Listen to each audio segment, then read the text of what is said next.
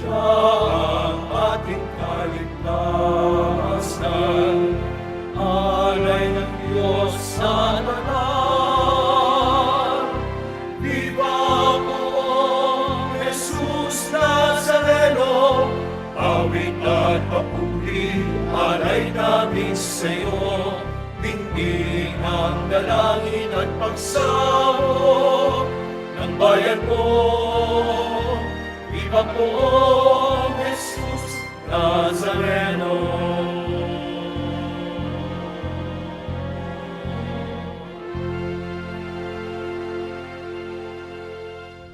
Simulan po natin ang pagdiriwang sa ngalan ng Ama at ng Anak at ng Espiritu Santo. Amen. Ang pagpapala ng ating Panginoong Jesucristo, ang pag-ibig ng Diyos Ama at ang pakikipagkaisa ng Espiritu Santo naway sumainyong lahat. At sumaiyo rin. Mga kapatid, tayo pong lahat ay nagkakatipon bilang isang mag-anak ng Diyos sa pagdiriwang ng banal na Eukaristiya. At upang tayo po ay maging karapat-dapat gumanap sa banal na pagdiriwang na ito, alalahanin po natin ang ating mga pagkukulang at nagawang pagkakasala at buong kababaang loob tayong humiling ng awa at pagpapatawad mula sa Diyos.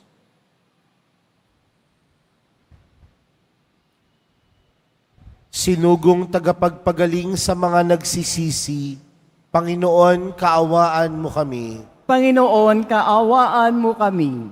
Dumating na tagapag-anyayang mga makasalanan ay magsisi. Kristo, kaawaan mo kami. Kristo, kaawaan mo kami. Nakaluklok ka sa kanan ng Diyos Ama para ipamagitan kami. Panginoon, kaawaan mo kami. Panginoon, kaawaan mo kami. Kaawaan tayo ng makapangyarihang Diyos.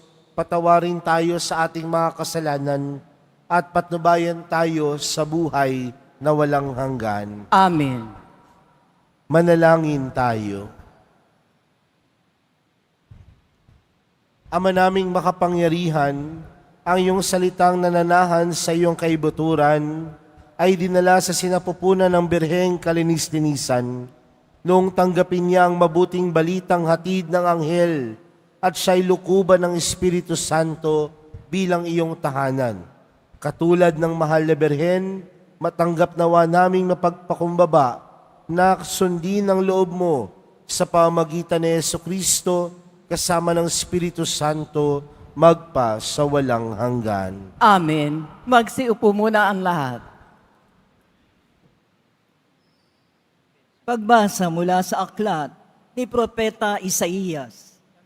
Noong mga araw na iyon, ipinasabi ng Panginoon kay Akas, "Humingi ka sa akin ng palatandaan, maging sa kalaliman ng Seol o sa kaitaasan ng langit." Sumagot si Akas, "Hindi po ako hihingi, hindi ko susubukin ang Panginoon."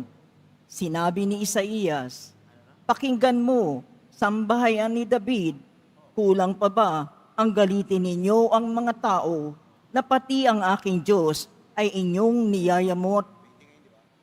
Kaya nga't ang Panginoon na rin ang magbibigay ng palatandaan. Maglilihi ang isang dalaga at manganganak ng lalaki, at ito'y itatawaging Emmanuel." Ang salita ng Diyos. Salamat sa Diyos.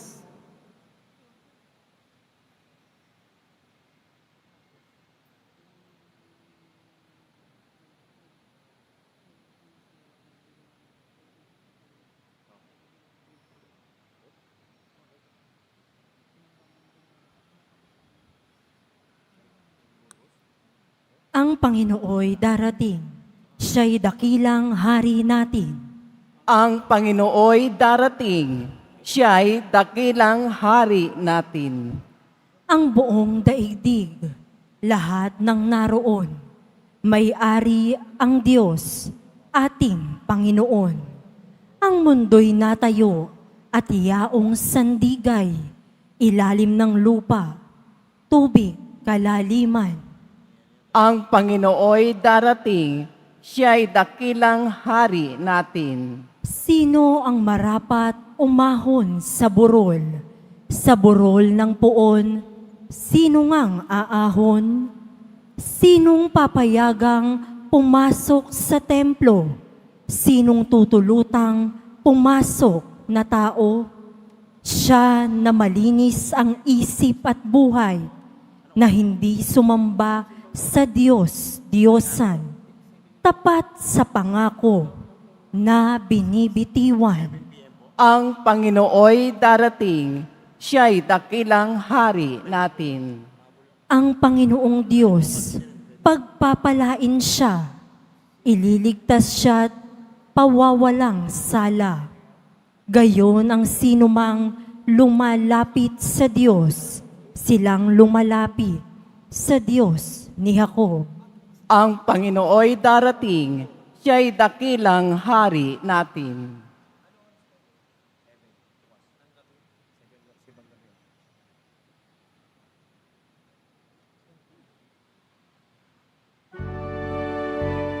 Magsitayo na po ang lahat.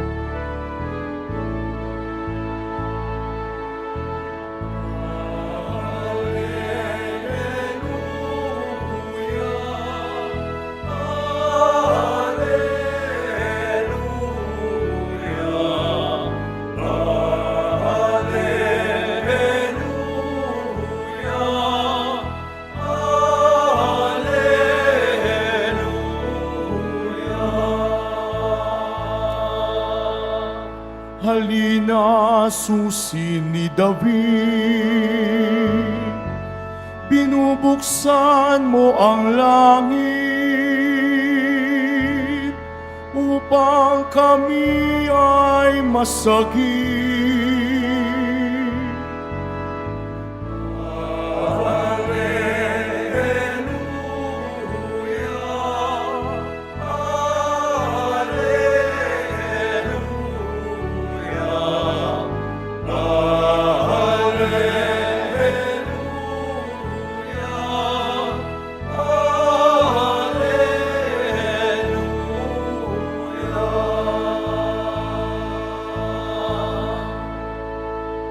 Sumainyo ang Panginoon. At sumaiyo rin. Ang mabuting balita ng Panginoon ayon kay San Lucas. Papuri sa iyo, Panginoon. Nang ika-6 na buwan na ng pagdadalang tao ni Elizabeth, ang Anghel Gabriel ay sinugo ng Diyos sa Nazareth, Galilea, sa isang dalaga ng pangalay Maria. Siya'y nakatakdang ikasal kay Jose, isang lalaki buhat sa lipi ni Haring David. Paglapit ng anghel sa kinaroroonan ng dalaga, binati niya ito, "Matuwa ka, ikaw ay kalugod-lugod sa Diyos," wika niya. "Sumasayo ang Panginoon." Nagulumihanan si Maria sa gayong pangungusap at inisip niyang mabuti kung ano ang kahulugan niyon. Kaya't sinabi sa kanya ng anghel, "Huwag kang matakot, Maria, sapagkat kinalulugdan ka ng Diyos. Makinig ka, ikaw ay maglilihi at manganganak ng isang lalaki at siya'y tatawagin mong Jesus. Magiging dakila siya at tatawaging anak ng kataas-taasan. Ibibigay sa kanya ng Panginoong Diyos ang trono ng kanyang amang si David. Maghahari siya sa angkan ni Jacob magpakailanman, at ang kanyang paghahari ay walang hanggan." "Paano mangyayari ito, gayong ako'y dalaga?" tanong ni Maria. Sumagot ang anghel, "Bababa sa iyo ang Espiritu Santo at lililiman ka ng kapangyarihan ng kataas-taasan. Kaya't banal ang ipanganganak mo at tatawaging anak ng Diyos. Natatandaan mo ang iyong kamag-anak na si Elizabeth? Alam ng lahat na siya'y baog, ngunit naglihi siya sa kabila ng kanyang katandaan. At ngayoy, ika-6 na buwan na ng kanyang pagdadalang tao, sapagkat walang hindi mapangyayari ang Diyos." Sumagot si Maria, "Ako'y alipin ng Panginoon, mangyari sa akin ang iyong sinabi." At nilisan siya ng anghel. mga kapatid, ang mabuting balita ng Panginoon. Pinupuri ka namin, Panginoong Heso Kristo. Magsiupo muna tayong lahat. Ngayon po ay Biyernes, araw na inilalaan po natin upang tayo po ay magbigay papuri, pasasalamat para po sa ating mahal na pong Jesus Nazareno. Kaya bigyan po natin ng malakas na pagpapasalamat ang ating pong mahal na pong Jesus Nazareno. Mga kapatid, tayo pa din ay nasa panahon ng Adbyento. Panahon na kung saan tayo ay patuloy na naghahanda para sa darating na Kapaskuhan, para sa pagdating ng ating manunubos, sa pagdating ni Jesus sa ating mundo at higit sa lahat sa ating buhay. Sa atin pong ibanghelyong napakinggan, ito po ay tila isang kwento na karamihan sa atin alam na.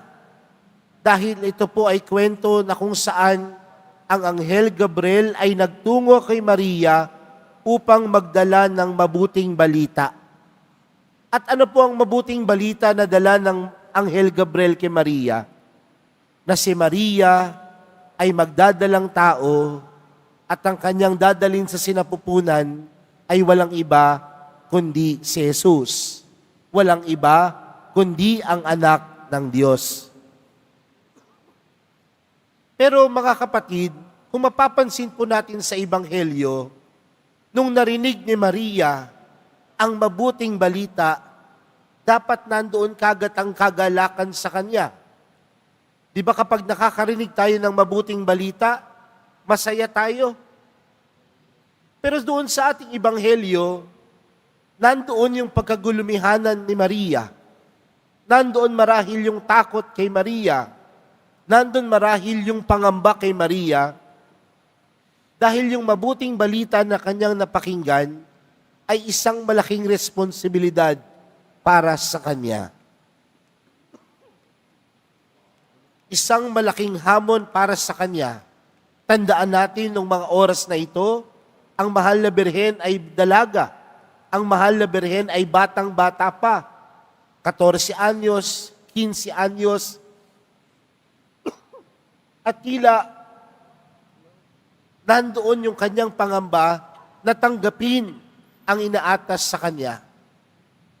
Pero alam natin ang kwento na sa kabila ng pagkagumilihanan ni Maria, sa duli nito, ang sagot na lamang ni Maria, ako'y alipin ng Panginoon, mangyari sa akin ang iyong sinabi.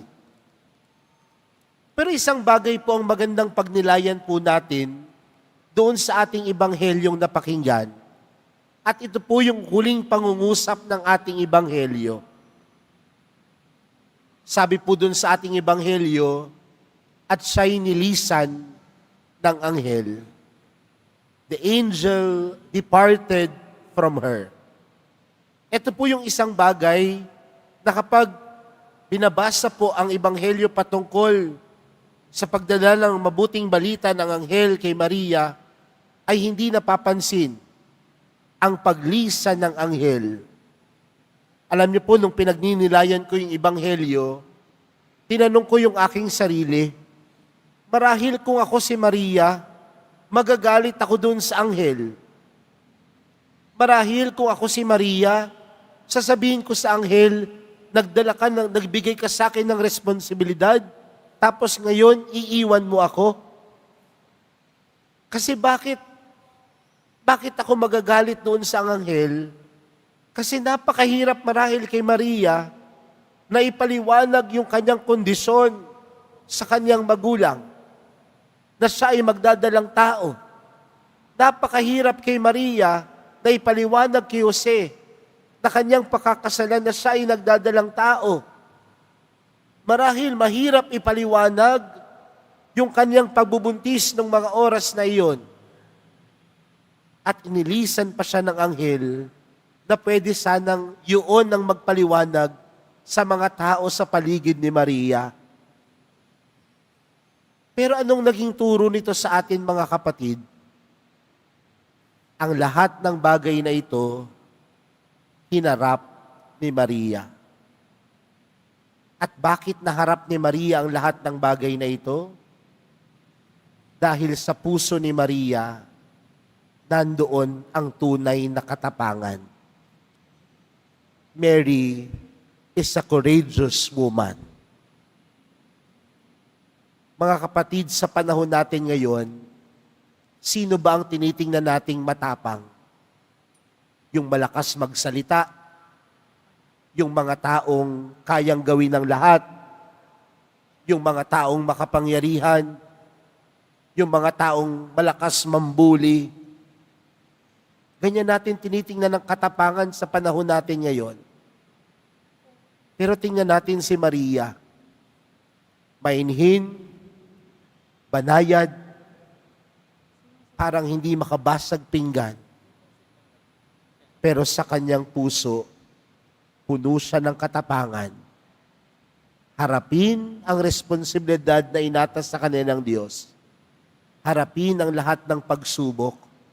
Harapin marahil ang bigat ng inatas sa kanya. Pero naharap ni Maria ang lahat ng bagay na ito dahil si Maria ay tunay na matapang. Dahil ang tunay na matapang, mga kapatid, ay pagkakaroon ng pagtitiwala sa Diyos. Kung ikaw ay matapang, mahaharap mo ang lahat ng pagsubok dahil ikaw ay may tiwala sa Diyos.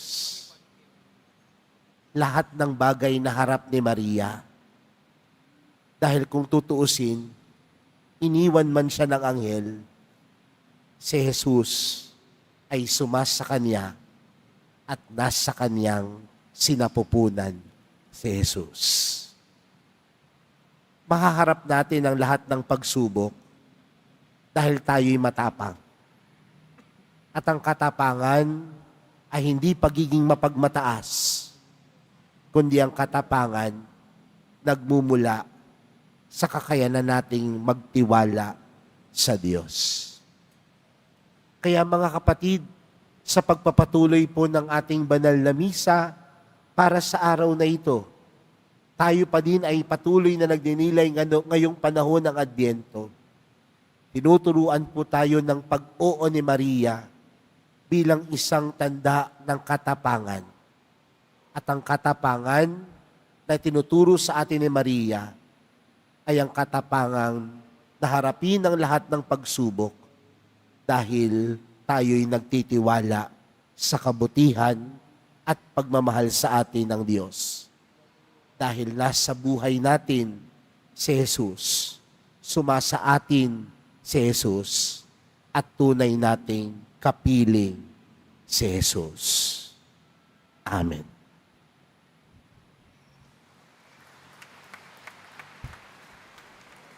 Magsitayo na po ang lahat.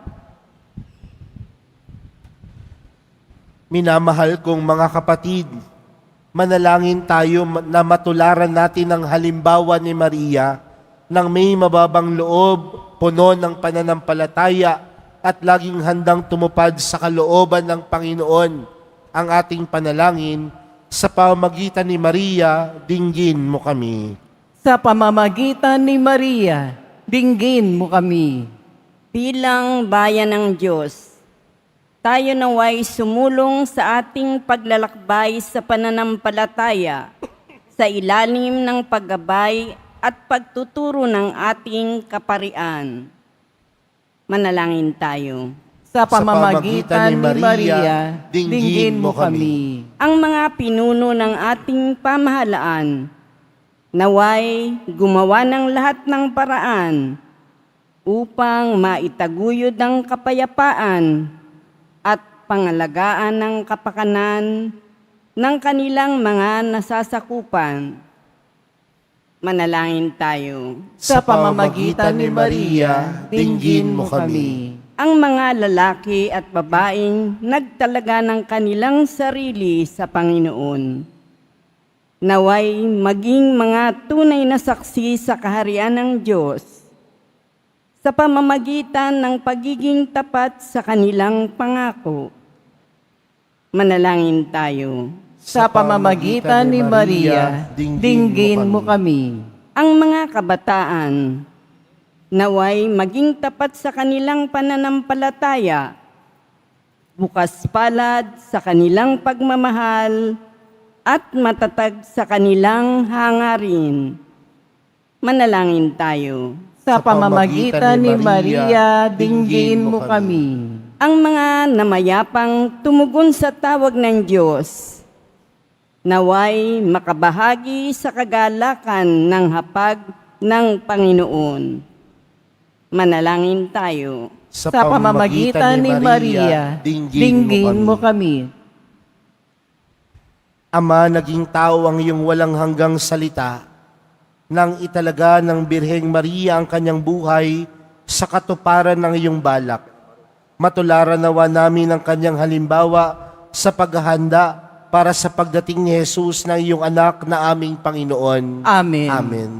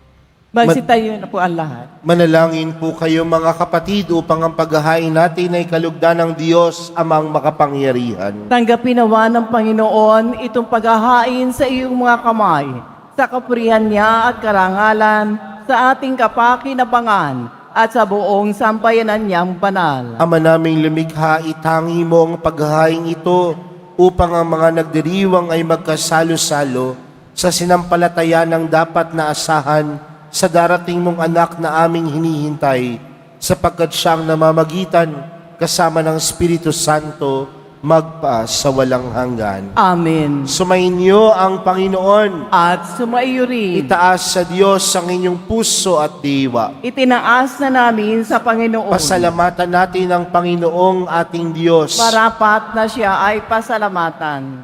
Ama naming makapangyarihan, tunay ngang marapat na ikaw ay aming pasalamatan sa pamamagitan ni Jesucristo na aming Panginoon. Ang pagsusugo mo sa Kanya ay ipinahayag ng lahat ng mga propeta. Ang pagsilang niya ay pinananabikan ng mahal na Birheng Kanyang inang tunay sa kapangyarihan ng Espiritong Banal. Ang pagdating niya ay inilahad ni San Juan Bautista sa kanyang pagbibinyag. Ngayong pinaghahandaan namin ang maligayang araw ng kanyang pagsilang. Kami nananabik at nananalangin lubos na makaharap sa kanyang kadakilaan.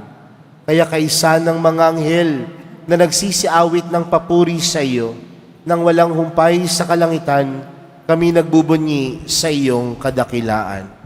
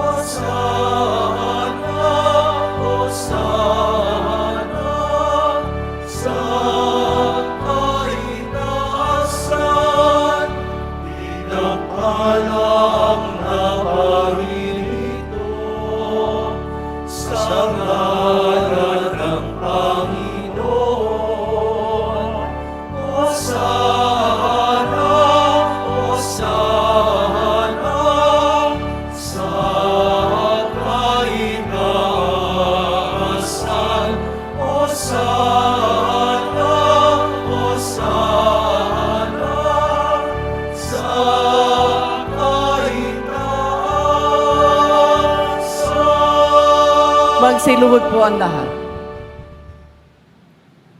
Ama naming banal, ikaw ang bukal ng tanang kabanalan, kaya't sa pamagitan ng iyong Espiritu, gawin mong banal ang kaloob na ito upang para sa aming maging katawan at dugo ng aming Panginoong Hesukristo. Bago niya pinagtiis ang kusang loob na maging handog, hinawakan niya ang tinapay, pinasalamatan kaniya, pinaghati-hati niya iyon, iniabot sa kanyang mga alagad at sinabi, "Tanggapin ninyong lahat ito at kanin. Ito ang aking katawan na ihahandog para sa inyo."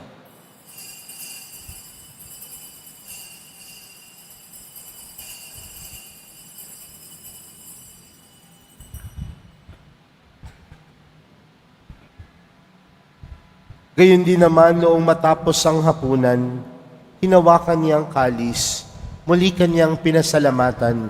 Iniabot niya ang kalis sa kanyang mga alagad at sinabi, "Tanggapin ninyong lahat ito at inumin. Ito ang kalis ng aking dugo, ng bago at walang hanggang tipan.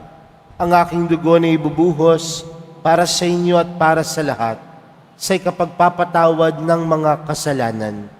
Gawin niyo ito sa pag-alala sa akin."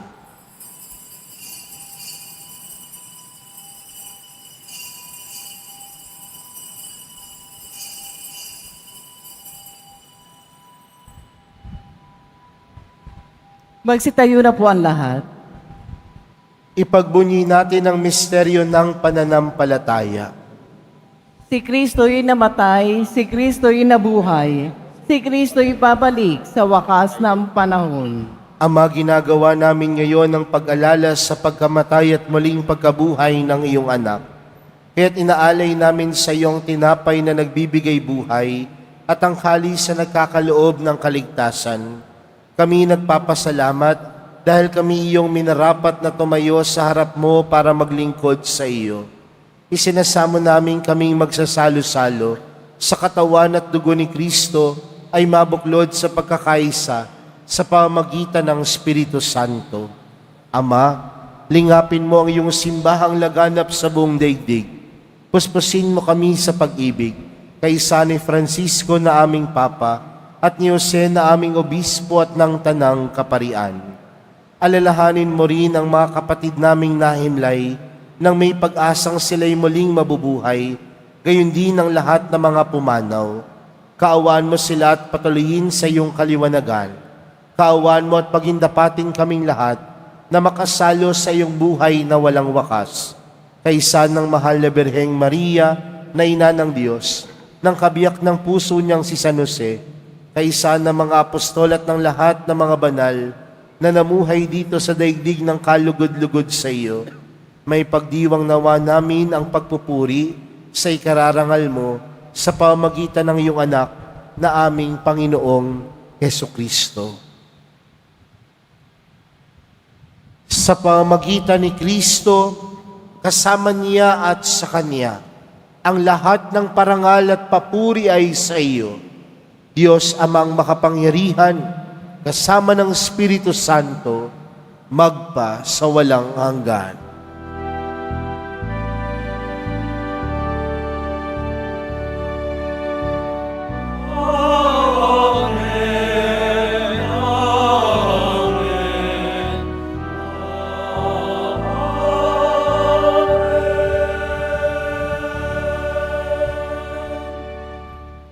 Lumapit po tayo sa Ama natin sa langit sa panalangin itinuro sa atin ni Jesus.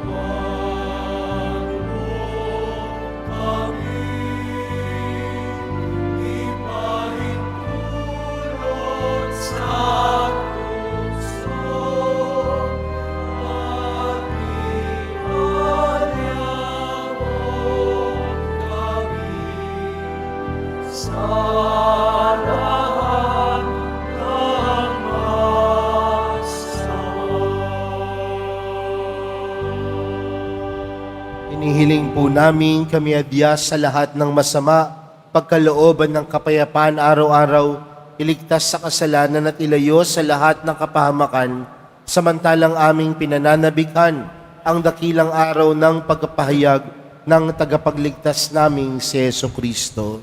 Sapagkat iyo ang kaharian at ang kapangyarihan at ang kapurihan magpakailanman. Amen. Panginoong Jesucristo, sinabi mo sa iyong mga apostol, kapayapaan ang iniwan ko sa inyo, ang aking kapayapaan ang ibinibigay ko sa inyo. Tunghayan mo ang aming pananampalataya at huwag ang aming pagkakasala. Pagkalooban mo kami ng kapayapaan at pagkakaisa ayon sa iyong kalooban, kasama ng Espiritu Santo, magpa sa walang hanggan. Amen. Ang kapayapaan ng Panginoon ay laging sumainyo. At sumairi. Magbigayan po kayo ng kapayapaan sa isa't isa.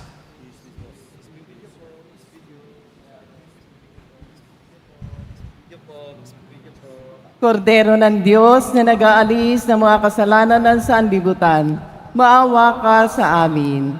Kordero ng Diyos na nag-aalis ng mga kasalanan ng sanlibutan, maawa ka sa amin.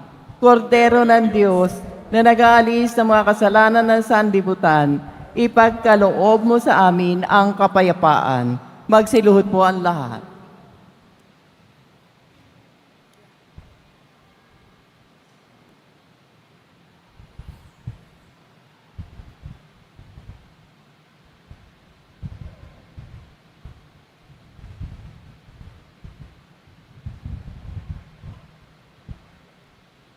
Narito po si Jesus, ang kordero ng Diyos. Siyang nag-aalis ng kasalanan ng sanlibutan, mapalad ang mga inaaniyahan sa kanyang piging. Panginoon, hindi ako karapat-dapat na magpatuloy sa iyo, ngunit sa isang salita mo lamang ay gagaling na ako.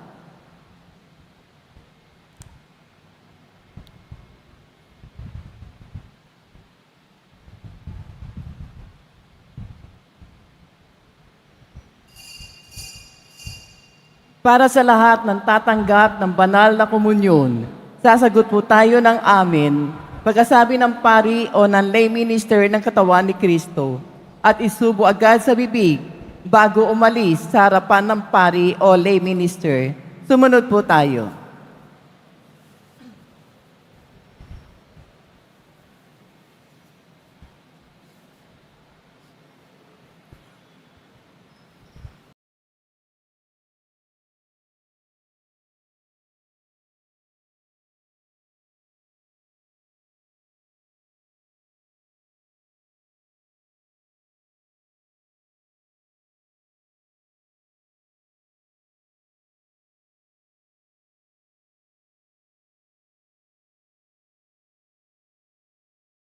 Manalangin tayo. Ama naming mapagmahal, ang mga pinapagsalo-salo mo sa iyong banal na piging ay papagkamtin mo ng tunay na kapayapaan bilang kapakinabangan sa ginanap na pagdiriwang sa pamamagitan ni Jesucristo kasama ng Espiritu Santo magpa sa walang hanggan. Amen. Sumainyo ang Panginoon. At sumaiyo rin. Mahal na pong Jesus Nazareno, inihayag mo sa pamagitan ng krus ang walang maliw na pag-ibig ng Diyos sa sangkatauhan. Pakinggan mo ang kahilingan, lalo na para sa mga nangangailangan ng iyong tulong at awa. Makamtanawa namin ang iyong kasagutan na may utang na loob na tinatanaw. Basbasan din po ninyo itong mga imahen at dasalan upang lalo kaming manalangin at magtiwala. Sa pamamagitan ng bendisyon na ito, naway lalo kaming maging mapaglingkod, masunuri na tapat sa iyo, na aming maluwalhating Panginoon, magpa sa walang hanggan. Amen. At pagpalain po kayong lahat ng makapangyarihang Diyos, Ama, Anak, at ng Espiritu Santo. Amen. Humayo kayong taglayang kapayapaan ng poong Jesus Nazareno. Salamat sa Diyos.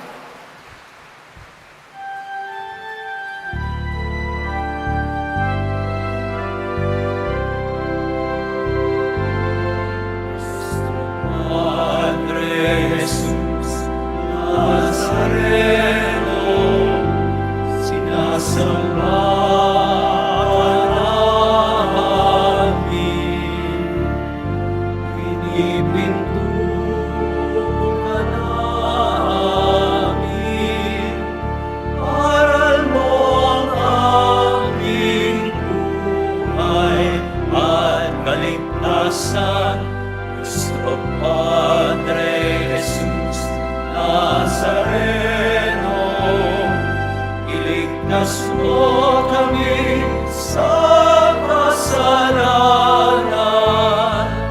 Ang krus mong pinamatayan ay sagisag ng aming kaligtasan. Nuestro Padre Jesús Nazareno,